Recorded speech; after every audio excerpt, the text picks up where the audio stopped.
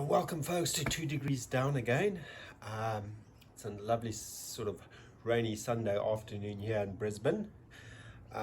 If you remember from my previous reviews, it was about 2 months ago, I did a review on Conrad's Tiger Moth. Now we're at Conrad's workshop here and we're going to be looking at the restoration of compasses. Okay, here we go. Excuse me. We have a very interesting looking workshop here. It's more like a bit of a I don't know what could you call it, a bit of a cave as we're walking through here. Oh, there we go. Welcome, Conrad. Back again to 2 Degrees Down. And we have also Tansy, is it? Mascot. Yeah, there we go. A good workshop needs a mascot. There we go, and she's probably just going to be joining us here again. So what do we have here, Conrad? We've got a couple of compasses, like P6 and P8 compasses. They use them on tiger moths. Okay, which one's the P6 and the P8?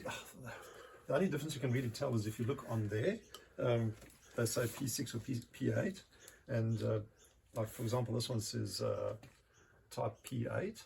Oh, okay. Yeah, and that one, I think that might also be that's a P8M. Yeah. Over here, it says P11, which is more the mosquito, but that's not correct. That's just the box. And over here, it's got a P6. So this is a P6. You can't really tell the difference. It's a bit hard. The only difference possibly with this one, it's got a cross, where this one's got a straight up and down north and south. That's got north, south, east, west. Okay. Yeah. Somebody was saying that's got to do something with the sectoring, but I don't know how correct that is. But anyway, and so the whole idea is because look at this one, I've had this one for like 20 years. Yes. You can see the air. So it's full of air, and that's the biggest problem with these things. They get air inside them. Okay. So these ones have got nothing in them, no fluid in them, so they really need to be rebuilt. Totally rebuilt. So I've taken some of them apart already, and I've actually working on the boxes as well, trying to restore the boxes. And did you mention that was from a mosquito or what? Where that this one, the P11, I think is from the mosquito. Oh, okay. They're a little bit different, the compasses. But the problem is you get this in the box like this. This one didn't have a lid, and it's a P6 actually. It's inside there. So a lot of the times this one you can see it's a P8. Okay, so tell me, with the P6, would they use that on the tiger moth? Yes, P6 on the tiger moth. And the P8 as well? As well, yeah. Sometimes I use them on the Spitfires as well, Oh, in the early okay. days, yeah. I see. But I'm not 100% of about all this facts and stuff like that, but that's basically what they were. The tiger moths and the trainers, the P6. I can't read what this one is here. I'll have to get my zoom in lenses. Oh, there we go. This one is a type P6. There's another P6 one. Oh, P6, okay. P6, P8, P8. I think this one came with that one. Okay. Yeah. So tell us about a bit of the restoration. Well, the do's and the don'ts and what you've got to watch out for. Pretty hard. Okay. So this is almost a complete one. It's missing a glass at the top there. Yeah. Yeah. And but there are so many little screws to get loose. Okay. All over this thing, and to try and get them off. And there's a fore and an aft of the compass. This is the aft. Oh, okay. So this is pointing towards the tail, and the fore part has normally got a line on it. So that's pointing towards the nose. Okay. So that's fore and aft. But then also you'll see there's another little spot just there, Yeah. which is that over there. And that always shows forward, so you can line that up, because that'll be with the nose of the aircraft. Yeah. And if your aircraft turns, of course, this turns with it, but then you'll want to adjust. You see, this is showing all wrong because it's a metal table. So now that's swung to the north. So you just turn your compass to the north, wherever that is sitting, and supposedly in a southerly direction that it's pointing at the moment. So you'll be flying in that direction, which will say 150 degrees. That's the direction you're flying in. This is a fairly complex system, this compass. But they're quite accurate. From what Very I've been accurate. watching on the reviews of other reviews, that people always say that they're quite accurate. Very accurate. It's almost like a big ship's compass. Yes, that's what I was thinking. Yeah. But now you say there's a lot of bubbles in there. You got to so watch. this is pretty much air, but you've got to get rid of the bubbles. And how you get rid of the bubbles is you've got to dismantle the whole thing to try and get to this point over there. That's a big screw. That's what they fill the fluid. They put fluid in there. It's usually ethanol that they put inside there. Ethanol, okay. Ethanol, yeah. Chatting to another chap, he uses some sort of hydrocarbon, like a white spirits, to put inside there. Okay. Yeah. But to do that, you got to get firstly this thing off here. Where are the parts? Okay. So these come off. They sit there and they come off. Yeah. Then you can lift this out of the bowl. So this one, so this gets pinned inside there with these. You take that out. Then you can lift this one out. Whoops, the whole thing out like that. And as you can see, it sits on these little parts over there. Yeah. And that can cause it to swing left or right. Just say, call it left or right. But this can also move within there. Oh, okay. You see? So the whole thing is designed so for the aircraft turning and moving forward, back, turning left and right with the compass swinging around on the inside there. It's got a fluid in there to dampen it, because as you can see at the moment, it's swinging around like crazy because there's nothing to dampen it. Yes, all the fluid's yes. evaporated. So once you get all this off, that you can lift it off, you can see these little springs there actually hold the whole compass so that it dampens the shock waves or the shaking of the aircraft. Okay. And they rest on these little points over there. Okay. Yeah. And of course you get these springs here so that it doesn't move around too much on the inside. Then you can take this off undoing all these screws, which is an absolute nightmare because they're so tiny. And then you can get to the brass ring, which you take that off. Now there's a secret to try and getting these screws loose. It's just because I looked on the internet, and I'll show you how to take them off. Okay. Yes. First you tighten it, then you undo it. Oh, okay. Yeah, but you I first see. spray it. I've soaked all these overnight in WD-40 to try and loosen up all these joints, because this is terrible to try and get these things because they're so tight, because they're from the 1940. You know, they've been put together in okay. 1940. I And see. sometimes they actually tell you one of them's had a date on them. Yeah, I'll show you the other one just now. But so you tighten it, and then you can undo it. And then so you take the whole thing off. The whole ring comes off. And eventually you end up with like this one over there, where this has slowly come off. We've taken those off, and now we take the glass off. And what's missing inside there is the spider, which is that. The spider. Okay. And that is busy soaking in some kerosene at the moment. I'm trying to get all the old paint off it. Good God. Yeah, so I've soaked it in some kerosene, except I've toppled it over. That's why there's not much kerosene left there. Oh, okay. But what's quite interesting is the structure of this. It is just phenomenal, absolutely phenomenal. This is the spider, and as you can see, it's doing nothing because it's not actually floating on, pivoting at the moment. Oh, yes. I don't know if you can see, but there's a little pinpoint. It's like a needle on the inside there, and that floats on a gem, and the gem is over there. I don't know if you can see that, but there's a gem inside there. It's just like on a watch, on the old watches. Oh, To make things work, they had these gems, so there's zero friction. This then locks in underneath Yes. the spider, Okay. but there's quite a complex locking mechanism I see. that goes in there. And when you tighten this up, that expands out and locks it in, so that there's almost zero friction because it's floating on the gem. Okay. Yeah. So a lot of little parts that you've got to actually Take apart. take apart of and course, not lose. and then of course this floats on that, or gets stuck on that. That then sits inside there, like Yeah. that. But you've got to first take all the stuff apart to get to these parts. I And you're see. looking at probably about a good 3 hours just to try and get that thing off. Okay. Yeah. Okay. So 3 hours work, and I mean, to try and restore these things, it's just phenomenal. But the people just don't get the wages for it. You know what I I mean? see. Yeah. And back in the old days of Great War and that, you found a lot of people. You're telling me a story about you found a lot of women that were restoring these as well. Yes, they were mostly working on painting the north, south, east, west, and all these numbers on there. Yeah. And there was a problem with these things because they used to lick the paintbrushes to get a real fine point. But in then painting and so on and licking the paintbrush, they eventually got mouth cancers because that's radium. A lot of that is radium, so, Okay. which is super duper toxic. As long as you don't scrape it off and breathe it in or swallow it, that's the problem. If you breathe it in or swallow it, that's radium. That's the most toxic thing on the earth that you can try and get exposed to. And that's about 1,000 times more. What would you say then? Potent than uranium, isn't it? Correct. It's not too friendly.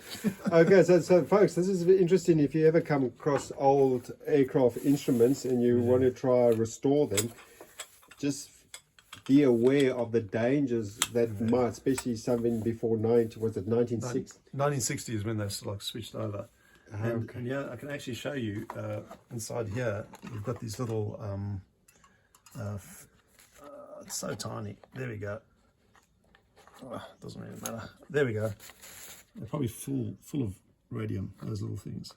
Oh, those little tubes. They're tubes. They look like little fluorescents. And there's one over there. They're stuck on there.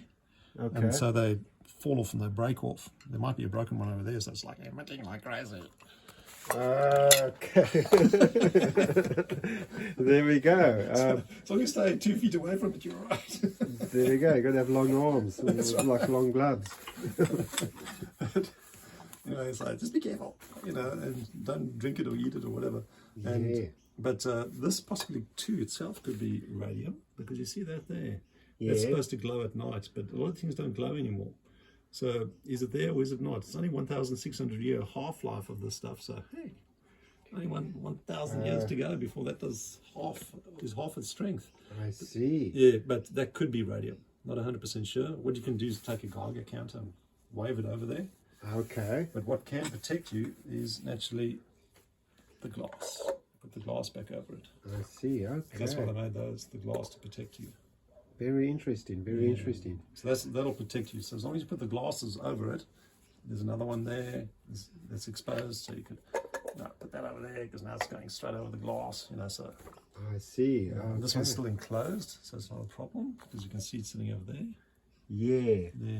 This one here is now exposed, so we'll. We're running out of glasses. There we go. And we have the brass ring. That's brass. It's not magnetized. So yeah, because that's magnetized, and you don't want it to point, because if you put metal near it, you see how it makes it swing. Yeah. So if you go and put metal screws inside there, that really affects it. You know. So you don't want any metal screws. I've been dismantling these, and I've been finding metal screws. Oh, so that's shabby work for somebody. Somebody's trying to restore it. I'll just take them with a little magnet, my magnet, and pick them up. Yep, that's a magnetic screw. It's got ferrous iron inside it, so it should just be pure brass, like these ones. Because as soon as you put metal near these things, so you go off course. Yeah, because I remember years ago we used to.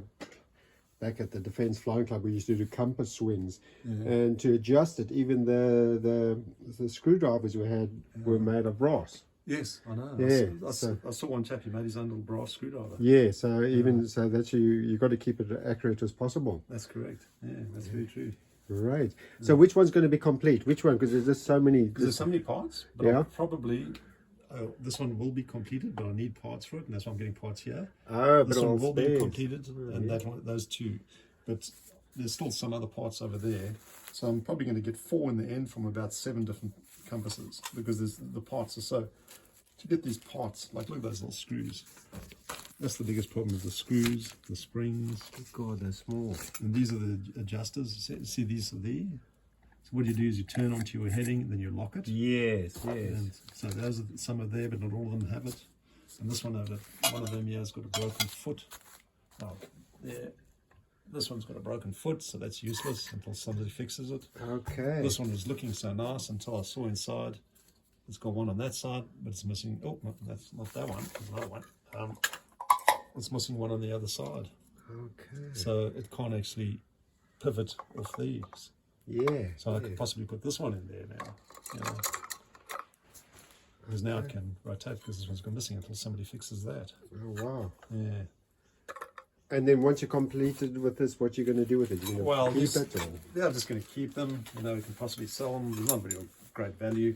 You know, I'm not an aircraft engineer, so I can't actually sell these for flying purposes. Oh, okay. So it's more just a hobby. Yes. Anything else. And I suppose if somebody's got a nice pub or man cave, it's nice to have something like this, of a bit of history. Just even that old box there itself. The box is just fantastic. You The way know, they make the box is just amazing. it's So I'm busy restoring the base of that because the base is actually were exposed to water at some point. okay. And so I pulled that out and I've re-glued it.